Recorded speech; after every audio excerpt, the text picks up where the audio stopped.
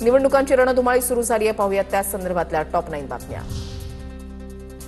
स्थानिक स्वराज्य संस्थांच्या निवडणुकांमध्ये आरक्षणाची 50% मर्यादा कायम. मर्यादेपेक्षा आरक्षणाचं प्रमाण अधिक असल्यास निवडणुकांना स्थगिती देणार सर्वोच्च न्यायालयाचा इशारा. येत्या 2 दिवसांमध्ये राज्यामध्ये मिनी विधानसभेचा बार उडवणार. जिल्हा परिषद निवडणुकांच्या येत्या 2 दिवसांमध्ये तारखा जाहीर होण्याची शक्यता. 2 दिवसांमध्ये आचारसंहिता लागणार. 32 जिल्हा परिषद आणि 336 पंचायत समितीच्या निवडणुकांची घोषणा होणार. राज्यभरातील नगरपालिका निवडणुकीसाठी दाखल अर्जांची आज छाननी. उमेदवारांचे ऑनलाईन आणि ऑफलाईन अर्जाची छाननी होणार. काल उमेदवारी अर्ज दाखल करण्याची प्रक्रिया पूर्ण. प्रलंबित राजकीय खटले मागे घेण्यास मुदतवाढ. सामाजिक आंदोलनामधील प्रलंबित गुन्हे मागे घेण्याची मुदत 31 डिसेंबर 2025 पर्यंत वाढवली.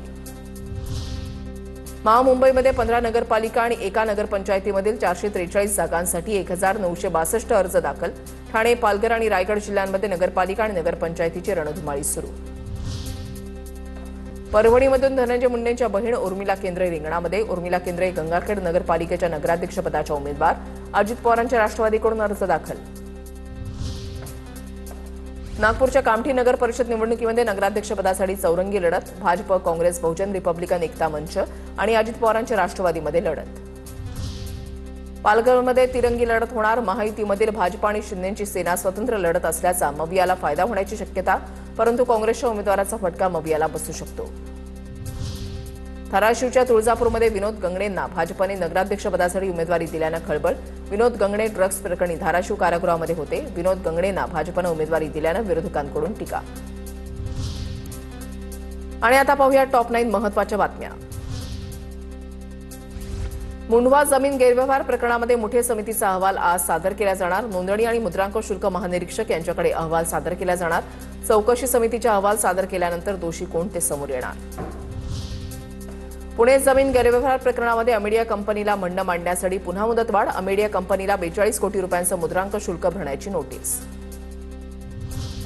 नवी मुंबईच्या नेरूळमधील अमित ठाकरेंच्या हस्ते अनावरण झालेला शिवरायांचा पुतळा प्रशासनानं झाकला. शिवरायांच्या पुतळ्याचं अनावरण केल्याप्रकरणी मनसे नेते अमित ठाकरेंच्या विरोधात गुन्हा दाखल. रायगड किल्ल्यावर कचरा पाहून प्रवीण तरडेंनी व्यक्त केला संताप. ही छत्रपतींची भूमी, कचरा टाकू नका, प्रवीण तरडेंचं आवाहन. बेळगावच्या कित्तूर राणी चेन्नम्मा प्राणी संग्रहालयामधील 31 काळविटांचा मृत्यू. 4 दिवसांमध्ये जीवाणू संसर्गानं मृत्यू झाल्याची माहिती. कर्नाटकचे वनमंत्री ईश्वर खंडरेंची माहिती. टॅरिफनंतर भारत अमेरिका यांच्यामध्ये गॅस खरेदीचा पहिला करार. भारत आपल्या गरजेचा 10% गॅस अमेरिकेमधून खरेदी करणार. 2024 मध्ये अमेरिकेकडून 22 लाख टन एलपीजी आयात केला जाणार. दिल्लीमध्ये वायू प्रदूषणावर दीर्घकालीन उपाययोजना करण्याची गरज. ग्रेडेड रिस्पॉन्स ॲक्शन प्लॅन अंतर्गत प्रतिबंधित कृतींवर वर्षभर बंदी घालण्यास सुप्रीम कोर्टाचा नकार. मुंबईमध्ये सीएनजी इंधन तुटवड्यामुळे शहरातील वाहतूक ठप्प. वडाळा परिसरामधील गेल गॅसच्या मुख्य वाहिनीमध्ये 2 दिवसांपूर्वी तांत्रिक बिघाड. बेस्ट बस, रिक्षा, टॅक्सी, खासगी बस, शालेय बसची सेवा विस्कळीत.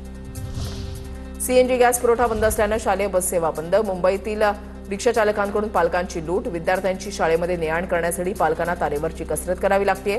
रिक्षा चालकांनी पालकांकडून 300 ते 350 रुपये वसूल केले. मुंबई उपनगरातल्या टॉप 9 बातम्या पाहूयात. मुंबईतील हवेच्या गुणवत्तेमध्ये घसरण. वांद्रे कुर्ला संकुल. देवनार माझगावमधील हवेची गुणवत्ता खराब श्रेणीमध्ये.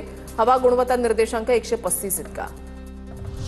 ऐन गर्दीच्या वेळेला मध्य रेल्वेची वाहतूक ठप्प. विक्रोळी ते कांजूरमार्ग दरम्यान डाऊन धीम्या मार्गावर रुळाला तडे.